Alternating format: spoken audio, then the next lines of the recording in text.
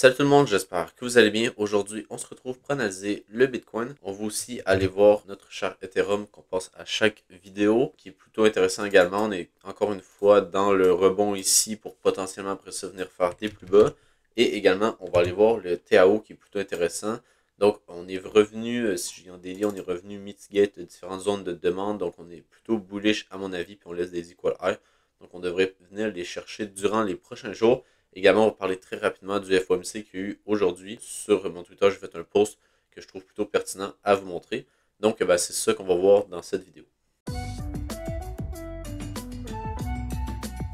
Donc, premièrement, sur Twitter, qu'est-ce que je voulais vous montrer, c'était qu'est-ce que j'ai pensé de la Fed qui ont descendu leur taux d'intérêt de 50 points de base. Donc, en gros, on est passé de 5,5% à 5%. Et j'en ai vu beaucoup qui disent que c'est bullish parce que, en gros, quand on fait ça, mais ça permet de retourner tranquillement pas vite un quantitative easing. Donc, en gros, qui vont imprimer de l'argent dans les marchés financiers. Mais souvent, avant le quantitative easing, on a une période de récession. Donc, on a le chômage qui augmente et on a les actifs risk-on qui chutent quand même pas mal. Je ne sais pas exactement c'est quoi la moyenne, mais ça doit être autour de 30%. Puis juste si on regarde sur l'SP500, chaque fois qu'on a une récession, on a quand même un bon crash du côté du prix. Pas nécessairement toutes les fois, mais quand même, il y a des fortes probabilités que c'est ça qui arrive. Et en gros, qu'est-ce que je vais vous montrer? C'est simplement les différents data qu'on pourrait prendre pour dire est-ce qu'il va y avoir une récession ou pas. Et qu'est-ce qu'on peut voir, c'est que, en gros, si on commence par ici, donc dans les taux d'intérêt, à chaque fois qu'on a une baisse des taux d'intérêt ici, ici, également un petit peu là, mais bon, c'est pas nécessairement, plutôt ici là qu'on a eu le baisse d'intérêt juste là au top. Également ici, qu'est-ce qu'on peut voir, c'est qu'on a une récession juste là. Et on peut voir que on avait également le COVID juste là qui avait bien descendu, on avait commencé à descendre les taux et après ça, boum, on a eu la récession. Et après ça, là, aujourd'hui, on a littéralement baissé les taux d'intérêt également. Donc, qu'est-ce que ça veut dire? C'est que théoriquement, on doit avoir une récession, mais c'est pas juste ça qu'il faut prendre en compte. On peut prendre également en compte le chômage qui est comme en train de faire une genre de petite base ici, comme qu'on a eu un petit peu dans le passé. On peut voir que juste après ce genre de stagnation qu'on a du chômage, après ça, boum, ça explose, puis on vient avoir une récession, donc on a du chômage qui augmente. Après ça également, on peut aller voir le Treasury Yield Spread, donc en gros, c'est la différence entre les taux 10 ans et les taux 2 ans des obligations. Et en gros, qu'est-ce qu'on peut voir ici, c'est qu'à chaque fois qu'on passe en dessous du zéro, puis qu'on remonte au-dessus, on a une récession. Donc on peut voir à chaque fois ici, on n'a pas beaucoup de données, mais on a 1, 2, 3 et 4 juste ici. Donc on a 4 points de données. On a également les permis pour construire juste ici. Et on peut voir que ça, c'est pas très très précis. On peut quand même voir qu'à chaque fois que ça descend ici, on a quand même souvent une récession. C'est pas nécessairement toutes les fois comme ici, il n'y a pas eu de récession. Mais ici, ça a pris pas mal de temps. Ici, bon, une petite descente juste là. Ici, puis également juste là. Puis également juste avant le COVID. Ici, on a une petite descente qui, après ça, il a causé une récession. Donc ça se pourrait qu'on soit dans ce cas-là, que ça prenne plus de temps, mais la majorité du temps, ça descend. Puis boum, après ça, il y a une récession. Donc c'était juste un petit point de vue de qu'est-ce que j'en pensais du côté du genre de l'économie. Même si je suis pas vraiment super bon là-dedans, ça reste que je peux quand même juste regarder les data puis voir qu'est-ce que historiquement on fait. Puis après ça, qu'est-ce qu'on peut analyser? On peut voir que clairement ici, on répète un peu qu'est-ce qui se passe durant les dernières fois que c'est arrivé avec les taux d'intérêt qui diminuent. Donc après ça, on peut juste élaborer sur le fait que sûrement que là, encore une fois, on va avoir une récession durant les prochains mois. Donc maintenant que ça c'est dit du côté de l'économie américaine, on peut passer au Bitcoin qui est sincèrement plutôt intéressant parce que durant l'annonce qui était juste ici, on est venu créer en H1 juste ici, on est venu créer des equal highs juste là. Donc sincèrement, c'est vraiment parfait avec qu'est-ce que je m'attendais, qui était en gros, si je reviens en 4 heures, qu'on revienne dans l'ordre bloc qu'on avait juste ici. Et en gros, qu'est-ce que je vous montre durant les dernières vidéos, c'est que pour moi, le high en H4 est protégé juste là. Donc ça veut dire que si on passe au-dessus de ce high-là, on deviendrait bullish en H4. La seule petite différence que j'ai faite dans mon analyse, c'est que maintenant, j'ai mis le high protégé daily qui serait ici. Parce que en gros, ça se pourrait qu'on rebondisse juste là, par exemple, qu'on vienne chercher l'ordre bloc, qu'on remonte un peu plus haut, puis qu'après ça, on fasse une distribution juste là pour faire des plus hauts. C'est pas nécessairement sûr qu'on fasse juste venir chercher ça pour faire des plus bas juste ici.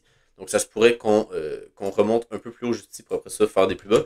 Donc c'est pour ça que j'ai mis mon high daily juste là et je ne l'ai pas mis ici parce que dans les dernières vidéos je vous disais ici, mais je pense vraiment que le high daily est maintenant ici. C'est juste que j'ai un petit peu révisé mon analyse. Puis vraiment, je pense que si jamais on viendrait casser le high qu'on a ici, donc ce high-là, on devrait après ça venir chercher le high daily qui se situe logiquement ici, vu qu'on a notre low, notre high et notre lower low. Après ça, on a pu raffiner le high daily juste là, vu qu'on était revenu dans l'ordre bloc le plus pertinent. Donc, si jamais on passe au-dessus de ça, je m'attendrai à des plus hauts par la suite. Mais c'est ça, le high H4, j'ai fait une petite différence entre le high H4 et le high daily qui se situe maintenant ici. Donc ça veut dire qu'on pourrait très bien repasser au-dessus de ça en H4, mais toujours rester baissier et venir chercher des plus bas. Donc c'est la seule petite différence, mais je pense quand même que l'order block qu'on a juste ici est ultra pertinent, parce qu'on peut voir ici qu'on avait un énorme support pour les retail. Donc si ils ont pu acheter juste là, ce qui a fait qu'en en face, ici, il y a eu des institutions qui ont pu vendre juste là. Donc ça se pourrait très bien que le high protégé serait ici. Donc ça veut dire qu'ils vont venir protéger leurs ordres en short qui se situe juste là, au-dessus de ce high-là, et après ça, qu'on puisse venir faire des plus bas. Également, qu'est-ce qu'on peut voir, c'est que si on zoome un peu, il y a quand même un petit peu de faire le gap à venir chercher là. Ici, on peut voir qu'il y en a un petit peu. Donc ça se pourrait qu'on remonte jusqu'à cet order block là, ça serait également pertinent. Et sinon, au-dessus de ça, il n'y a pas de faire le gap en H4. Peut-être si on descend en 2 heures, il y en aurait peut-être un peu plus. Donc c'est en 2 heures, il n'y a pas grand-chose. Peut-être en 8 heures, si on monte un petit peu de time frame. Ouais, on peut voir clairement ici l'order block qu'on a ici. Donc ça se pourrait très bien que, justement, qu'est-ce qui serait peut-être également pertinent, ça serait qu'on vienne casser le genre de gros support résistance. Donc là, tout le monde passe bullish parce que pour eux, c'est comme un point pivot. Donc après ça, on passe au-dessus de ça, on vient chercher l'order block en 8 heures qu'on a identifié juste là.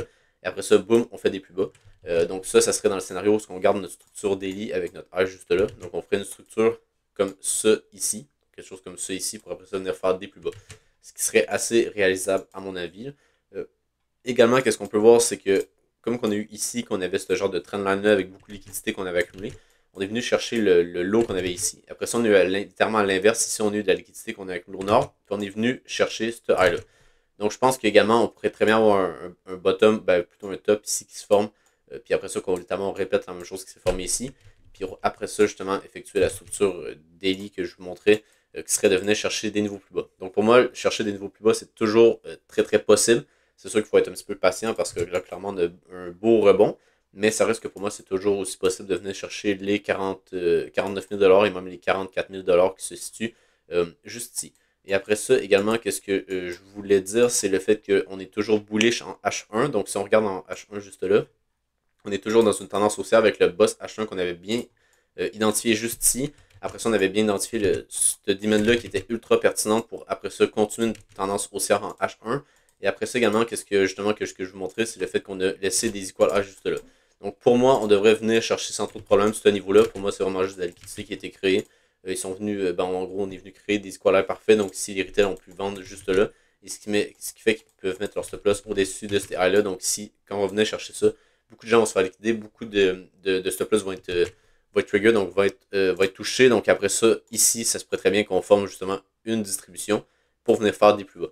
Donc, ça va être pas mal ça que je vais regarder au niveau des setups de trade, parce que pour l'instant, sinon, il n'y a pas grand-chose à dire.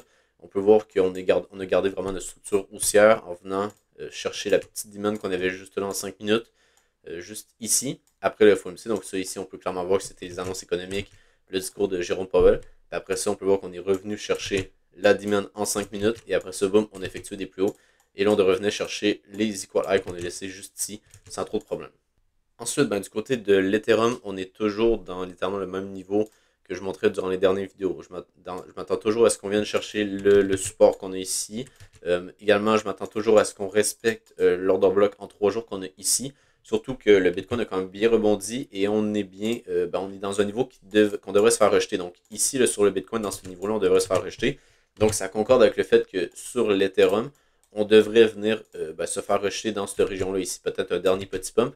Mais en général, je pense qu'on devrait se faire rejeter. Aussi, qu'est-ce qui est plutôt intéressant, c'est le fait qu'ici, on forme un genre de gros W qui est pour les retail assez bullish. Donc, qu'est-ce qui va arriver, c'est que quand on va venir passer au-dessus de ce high-là, tous les retail vont tenter des longues avec des stop-loss en dessous de tous les lots qu'on a accumulés juste ici. Donc, on peut voir la création de liquidité. Donc, sûrement que qu'est-ce qu'on préfère ici, ça serait de venir chercher ce high-là, après ça, venir entrer en position toutes les retail.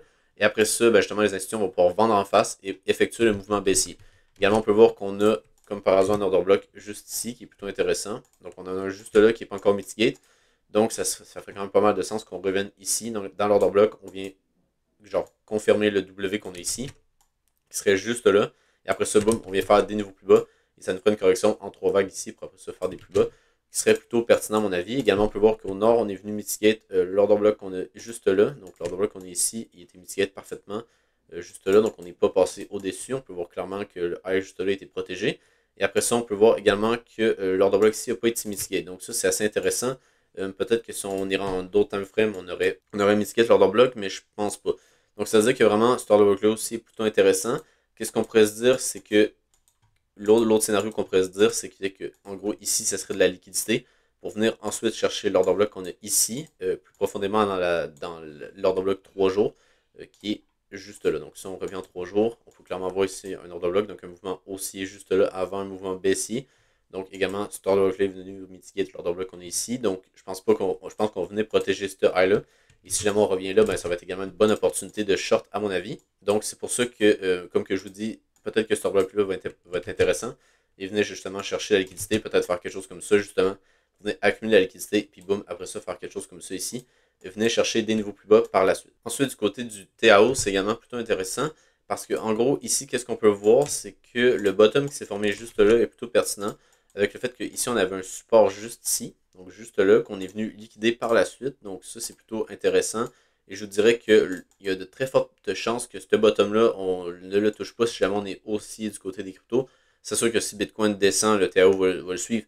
Mais si jamais on est vraiment haussier, ben, ce lot-là, on ne devrait pas venir le toucher et on devrait venir faire des plus hauts à partir de maintenant. Pourquoi on devrait venir faire des plus hauts? C'est assez simple. C'est parce que ici, qu'est-ce qu'on est venu faire? On est venu créer des equal highs juste là. Donc on peut voir avec ce high-là, donc qui est juste là et ce high-là juste ici. Également, qu'est-ce qu'on peut voir, c'est que pour l'instant, on est venu mitiguer toutes les demandes qui étaient pertinentes. Donc, en gros, ici, on avait une juste là. Donc, on peut voir le petit mouvement baissier qu'on a eu juste ici. Après ça, on peut voir qu'on est venu le mitigate avec le mouvement baissier qu'on a eu là. Donc, ça faisait du sens que le low qu'on avait ici soit protégé et qu'après ça, on effectue des plus hauts par la suite en venant chercher ce niveau-là. Donc, après ça, qu'est-ce qu'on peut voir? Quand on est venu chercher l'order block qu'on a ici, juste en dessous de l'énorme support qu'on avait juste là, ben après ça, on peut voir qu'on est venu faire des plus hauts. En tout cas, on a quand même eu un bon pump. Je pense que c'est quasiment un x2 ici. Ouais, ça, 125%, donc c'est quand même très très intéressant. Et après ça, qu'est-ce qu'on peut voir, c'est que quand on a eu le retracement ici qui a créé des equal high, juste là, qu'est-ce qu'on peut voir, c'est qu'on est revenu dans l'order block daily qu'on avait ici. On peut également aller le voir en 6 heures, peut-être qu'on va mieux le voir. Donc, ouais, clairement ici, tout le mouvement baissier qu'on avait, ben, c'était tout ici. Donc, tout ce niveau-là. Donc, de cette bougie-là jusqu'au lot ici, ben, c'est un gros order block qui était même plus haut que du daily. On peut voir qu'on est venu le mitigate juste là, puis après ça, on est revenu un peu plus profondément dans l'order block raffiné qu'on avait juste là ici. Donc, on avait un plus précisément ici, donc sur ce niveau-là, et après ça, on en avait un, si on enlève ça ici, on avait un également juste là. Donc, après ça, on prend l'autre time frame, puis vraiment le raffiner encore plus. Mais ça reste que c'était pas mal les deux niveaux à venir chercher. Et là, on peut voir qu'on est venu chercher ce niveau-là pour après ça effectuer des plus hauts.